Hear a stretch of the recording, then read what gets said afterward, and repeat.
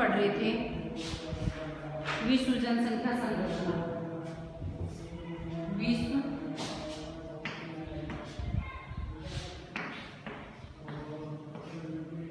जनसंख्या संरचना। अपन ने इसमें आयु संरचना वाला पढ़ लिया था और लिंग अनुपात कल पढ़ लिया था। अब आज है इसमें देखो जनसंख्या की संरचना के संगठन किस प्रकार का है, जनसंख्या संगठन। ठीक है,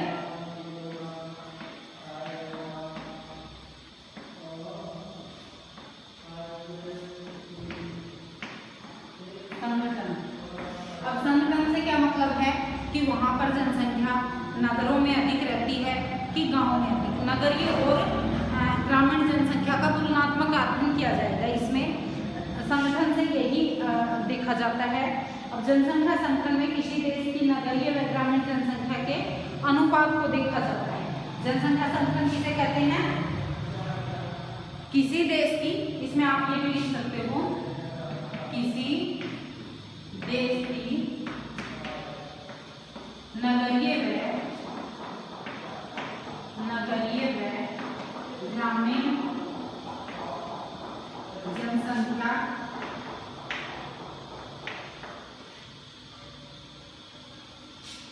के अनुपात को जनसंख्या संगठन कहते हैं।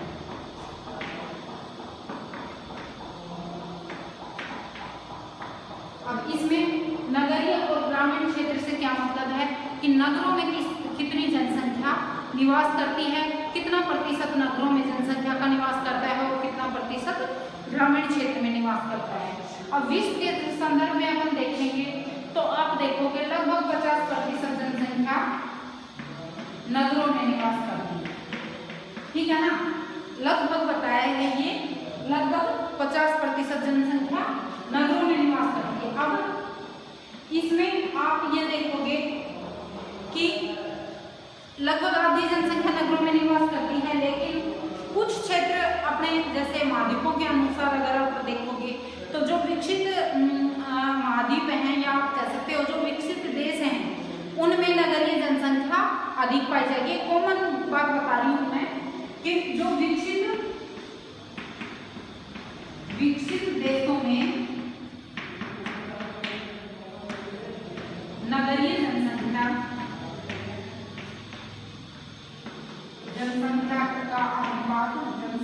का अनुपात अधिक पाया जाता है, अधिक पाया जाता है। क्यों? अब एक क्वेश्चन कई बार जैसे पूछ लिया जाता है या बनता है कि यह जनसंख्या का अनुपात नगरीय में अधिक क्यों पाया जाता है? क्योंकि जो विकसित राष्ट्र हैं उनमें नगरों का काफी विकास कर रखा है। उसमें जो मैंने मूलभूत जो ये सुविधाएं बताई थी कि वहाँ चिकित्सा सुविधाएं हैं, रहने की सुविधाएं हैं, शिक्षा की सुविधाएं हैं, इसलिए नगरों की ओर ज्यादा नगरों में वहाँ जनसंख्या निवास करती है। अब एक बात और है कि जैसे नगरीय जनसंख्या और ग्रामीण जनसंख्या को अपन अलग कैसे करेंगे? अपन ने पढ़ा ना क्या अनुपात, लेकिन इस अनुपात को अलग कैसे करेंगे? जहां पर का मतलब जैसे नगरों में जनसंख्या, नगरीय जनसंख्या गैर कृषि कार्यों में अधिक लगी रहती है, कार्यों में लगी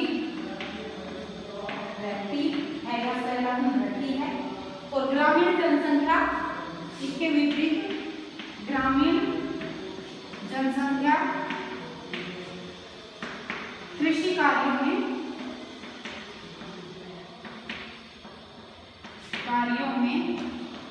संलग्न रहती है।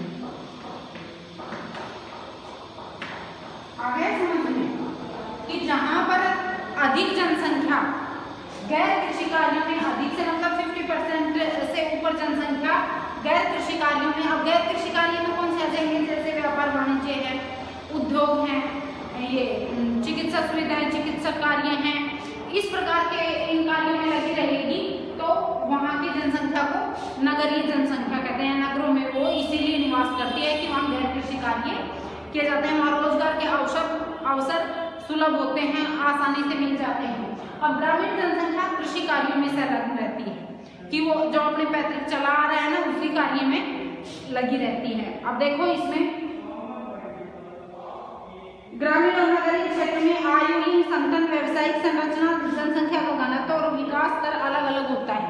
अब इनमें देखो आयु संरचना में भी अपन ने पढ़ा था कि ग्रामीण क्षेत्रों में कौन सी आयु वर्ग के लोग अधिक पाए जाते हैं, वयस्क आयु वर्ग के, ठीक है। अब ग्रामीण क्षेत्र में वृद्ध और ये बाल वर्ग। अब इसी प्रकार व्यवसायिक संरचना, व्यवसायिक कार्यों में नगरीय जनसंख्या अधिक लगी रहती है, ग्रामीण जनसंख्या व्यवसायिक कार्यों में कम लगी रहती है। किन कार्यों में लगी रहती है, कृषि कार्यों में, ठीक है। अब विश्व की कुल जनसंख्या का 50% से अधिक नगरों में निवास करता है। विश्व की कुल जनसंख्या का 50% से अधिक नगरों में निवास करता है, या 50% से अधिक नगरों में निवास करता है।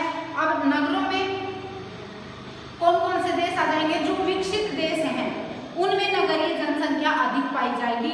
आपको प्रतीत होते जैसे यूरोपियन देश हैं, उत्तरी अमेरिका के देश हैं, कनाडा है, यूएसए है, इस प्रकार के ये हैं, तो इनमें नगरीय जनसंख्या अधिक पाई जाएगी, ग्रामीण जनसंख्या कम। विकासशील देशों में ग्रामीण जनसंख्या, विकासशील या अविकसित देशों में ग्रामीण जनसंख्या कम पाई जाएगी।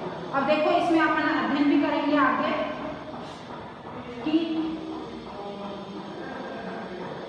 एशिया और अफ्रीका महाद्वीप में 38% जनसंख्या नगरों में निवास करती है, जबकि उत्तरी अमेरिका और पश्चिमी यूरोपीय देशों की 75 से 80%। अब इसमें देखो बताया मैंने अभी बताया ना, एशिया महाद्वीप और अफ्रीका की कितनी जनसंख्या निवास करती है, 38% जनसंख्या। जैसे अपन महाद्वीपों के अनुसार देखें तो एशिया और अफ्रीका, अफ्रीका की कितनी जनसंख्या निवास करती है, 38% जनसंख्या इसमें निवास करती है नगरों में, ठीक है। ज्यादा जनसंख्या ग्रामीण क्षेत्रों में रहती है। अब इसी प्रकार से अपन यूरोप और उत्तरी अमेरिका, उत्तरी अमेरिका महाद्वीप में देखेंगे तो इसकी 75 से 80% जनसंख्या नगरों में निवास करती है। अब इससे आप आइडिया लगा सकते हो, आपने देखो पिछले लेसन में भी पढ़ा था, इसमें लिंग अनुपात में भी पढ़ा, आयु संरचना में भी पढ़ा कि एशिया और अफ्रीका महाद्वीप तो अविकसित ही मान लो आप, अधिकतर इसके कंट्री अविकसित है। एशिया महाद्वीप में विकासशील देश हैं, उनमें कुछ जनसंख्या का स्तर सुधरता है, वरना यूरोप और जो उत्तरी अमेरिका है इनमें सबसे विकसित देश पाए जाते हैं, इनमें जनसंख्या का 75 से 80% नगरों में निवास करता है। अब नगरीय जनसंख्या लगातार बढ़ रही है।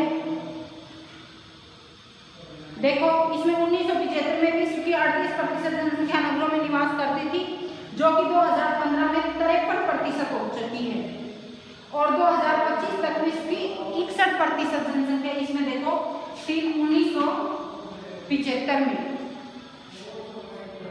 1975 में तो कितनी जनसंख्या निवास करती थी नगरों में, 38%, और 2015 में यह 53% हो गया, 2015 में 53%, और आइडिया लगाया जा रहा है कि 2025 तक विश्व में नगरों की जनसंख्या है वो लगभग 61% हो जाएगा। तो इसका मतलब क्या हुआ कि लगातार जनसंख्या बढ़ती जा रही है, ठीक है ना, नगरों की जनसंख्या में वृद्धि हो रही है।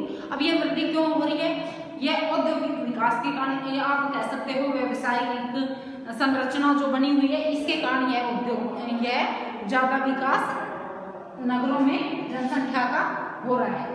कि देखो अपन भी देखते हैं ना कि नगरों में जनसंख्या क्यों जाती है, जिस कई बार ये कारण भी पूछ लिए जाते हैं, अगले लेसन में आपके वर्णन भी है कि नगरीय जनसंख्या अधिक क्यों है और ग्रामीण जनसंख्या नगरों की ओर जनसंख्या का पलायन या प्रवास क्यों कर रहे हैं लोग।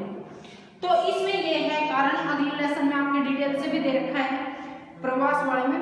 तो इसमें क्या है कि देखो मूलभूत सुविधाएं मैंने बताया था, रोजगार की तलाश में लोग जाते हैं, उच्च शिक्षा प्राप्त करने जाते हैं, मूलभूत सुविधाएं वहां आसानी से उपलब्ध हो जाती हैं। जैसे मूलभूत सुविधाओं में क्या आता है, अच्छी शिक्षा की सुविधा होती है, चिकित्सा की सुविधा होती है, वहां पर परिवहन के साधनों का विकास होता है, संचार के साधनों का विकास होता है। तो इसलिए लोग नगरों की ओर ज्यादा पलायन करते हैं या नगरों में ज्यादा जनसंख्या निवास करने लगती है। अब अपन इससे भी आइडिया लगा सकते हैं कि यूरोप और उत्तरी अमेरिका के जो महाद्वीप हैं इनके अधिकतर देश विकसित हैं, तो इनमें जनसंख्या नगरीय जनसंख्या अधिक पाई जाती है। अब इनमें नगरीय जनसंख्या अधिक पाने का क्या कारण है कि यह विकसित राष्ट्र हैं, उन्होंने सभी चीजों में जैसे व्यवसाय में उन्होंने विकास कर लिया है, उद्योगों में उन्होंने विकास कर लिया है, हर फील्ड में उन्होंने विकास कर लिया है। तो वो क्या करते हैं कि मूलभूत सुविधाएं जैसे आसानी से उपलब्ध करवाते हैं, तो इसलिए नगरों की जनसंख्या वहां बड़े बड़े नगर विकसित कर रखे हैं उन्होंने, उनमें अच्छी सुविधाएं उपलब्ध हैं, इसलिए लोग ज्यादा वहां पर रोजगार के अवसर वहां सुलभ होते हैं। तो जहाँ रोजगार करेगा व्यक्ति, जहाँ काम करता है वहीं फिर बस जाता है। जैसे अपने यहाँ के लोग भी कनाडा जाके बस जाते हैं, यूएसए में जाके बढ़ जाते हैं ना, तो वो काम की तलाश में क्यों जाते हैं, वहां उनको रोजगार के अवसर सुलभ हैं, मतलब अच्छे रोजगार के अवसर प्राप्त होते हैं, इसलिए वो यहाँ इंडिया से जाके वहाँ दूसरे देशों में किसी में भी समझ लो आप ऑस्ट्रेलिया जाते हैं या इंग्लैंड जाते हैं, यूएसए जाते हैं, कनाडा जाते हैं, कहीं भी जाके बस जाते हैं, वो रोजगार के लिए ही तो जाते हैं। फिर उनको वहाँ रहने सहने का अच्छा जैसे माहौल मिलता है, तो वहीं वो लोग वहीं के होके रह जाते हैं। तो इसलिए नगरीय जनसंख्या अधिक बढ़ रही है। अब इसमें देखो आगे है नगरीय जनसंख्या का वितरण। अब अपने महाद्वीपों के अनुसार ऊपरी तौर पे पढ़ा कि जो विकसित महाद्वीप हैं उनमें नगरीय जनसंख्या अधिक पाई जाती है और ग्रामीण जनसंख्या कम पाई जाती है, लेकिन विकासशील और अविकसित जो हैं उनमें ग्रामीण जनसंख्या अधिक पाई जाती है। अभी अपन ने पढ़ा ना, अफ्रीका और एशिया महाद्वीप में सिर्फ 38% जनसंख्या नगरों में निवास करती है। अब नगरीय जनसंख्या का वितरण, नगरीय जनसंख्या का वितरण यह तुम्हें याद रखने हैं, जो मैंने लिंग अनुपात में जो बताए थे, अधिक जनसंख्या वाले लिंग अनुपात कहाँ का है, देशों के नाम याद रखने हैं। इसी प्रकार अब इसमें देखो 3 भागों में बांटा है। उच्च नगरीय जनसंख्या, उच्च नगरीय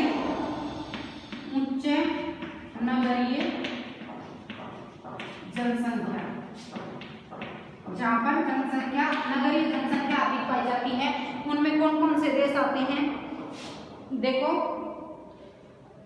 अब उच्च नगरीय जनसंख्या में एक आंकड़ा तय कर रखा है कि 60, जहां किसी भी देश की 60%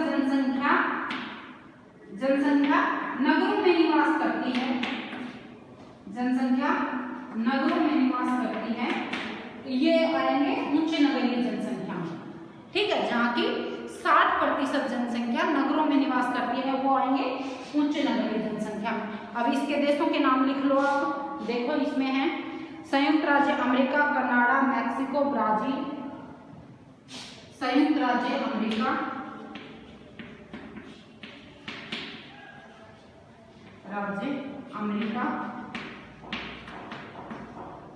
विकसित राष्ट्र आएंगे इसमें कनाडा, ब्राजील, मैक्सिको,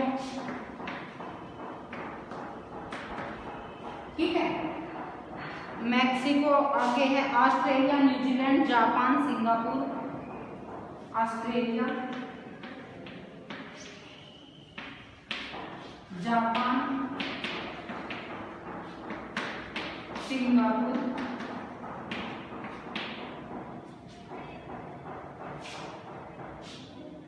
अर्जेंटीना एवं यूरोप महाद्वीप के अधिकांश देश। अब यूरोप महाद्वीप के अधिकांश देश जिसमें आ जाएंगे जर्मनी, फ्रांस, इंग्लैंड, ठीक है ना, स्पेन, महाद्वीप के अधिकांश देश, या नाम भी लिख सकते हो आप, ठीक है। अब इसमें देखो संयुक्त राज्य America, Canada, Brazil, Mexico, Australia, Japan और सिंगापुर, ठीक है। अब इनमें उच्च नगरीय जनसंख्या में ये देशों के नाम याद रखने हैं तुम्हें। इसमें 60, जहां भी किसी भी देश की 60% जनसंख्या नगरों में जहाँ निवास करती है, इस वर्ग में वो क्षेत्र आएंगे। अब इसके आगे है मध्यम नगरीय जनसंख्या, इसके आगे है मध्यम नगरीय जनसंख्या। दूसरा पॉइंट है मध्यम नगरीय जनसंख्या। अब मध्यम नगरीय जनसंख्या में जहां पर 40 से 60% जनसंख्या नगरों में निवास करती है, नगरों में निवास करती है, वो क्षेत्र इसमें आएंगे मध्यम नगरीय जनसंख्या में। अब इसमें कौन कौन से देश आते हैं देखो, इसमें चीन, इंडोनेशिया, दक्षिणी अफ्रीका, मिस्र, चीन, इंडोनेशिया, ये एशिया महाद्वीप के पूर्वी देश हैं। इंडोनेशिया, आगे है दक्षिणी अफ्रीका, मिस्र, दक्षिणी अफ्रीका, ये अफ्रीका महाद्वीप में दक्षिण में एक देश का नाम है दक्षिणी अफ्रीका। इसके बाद है मिस्र, वेनेजुएला, क्यूबा,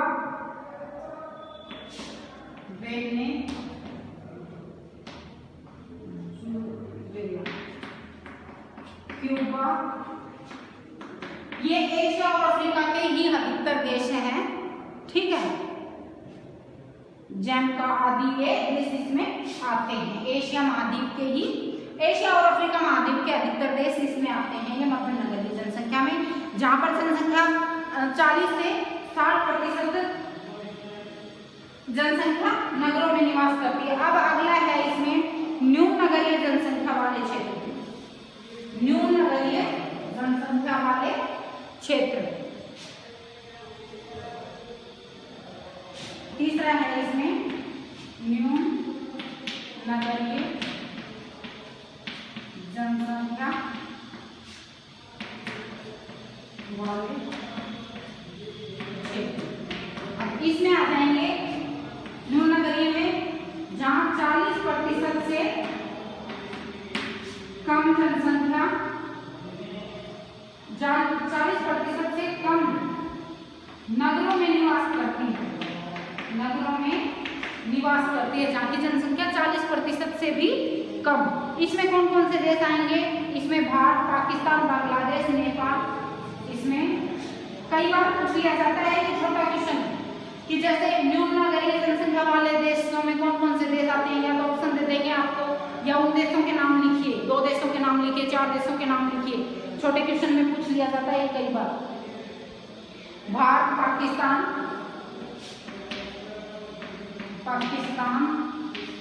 बांग्लादेश, या नाम दे देंगे तुम्हें कि यह देश कौन से जनसंख्या वाले उसमें वितरण में आता है। नेपाल, दक्षिण पूर्वी एशिया, अफ्रीका महाद्वीप के अधिकांश देश। नेपाल,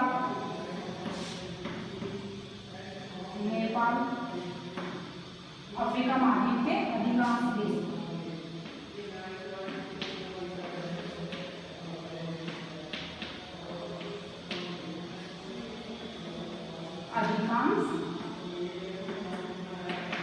देश। अब ये तो मैंने देशों के नाम लिखवा दिया अधिकतर। अब उसके अलावा आपको पूरी तौर पे ये याद रखना है, इसके वर्णन में अगर जनसंख्या का संगठन पूछ ले, जैसे 3 नंबर का क्वेश्चन पूछ ले तो उसमें जनसंख्या का संगठन लिखिए, तो उसमें आपको यही लिखना है कि जो विकसित राष्ट्र हैं या विकसित महाद्वीप है उनमें जनसंख्या, नगरीय जनसंख्या का प्रतिशत अधिक पाया जाता है, और जो अविकसित या विकासशील राष्ट्र हैं या महाद्वीप हैं उनमें नगरीय जनसंख्या का प्रतिशत कम पाया जाता है। अब उसके कारण मैंने तुम्हें बताई दिया, अगले लेसन में भी अपन पढ़ेंगे तो आपके आ जाएगा समझ में। अब कल अपन पढ़ेंगे साक्षरता। ठीक है, अब ये नगरीय जनसंख्या का संगठन पढ़ लिया आपने कि नगरों में और ग्रामीण क्षेत्रों में जनसंख्या भिन्न भिन्न क्यों पाई जाती है, कितनी कितनी पाई जाती है।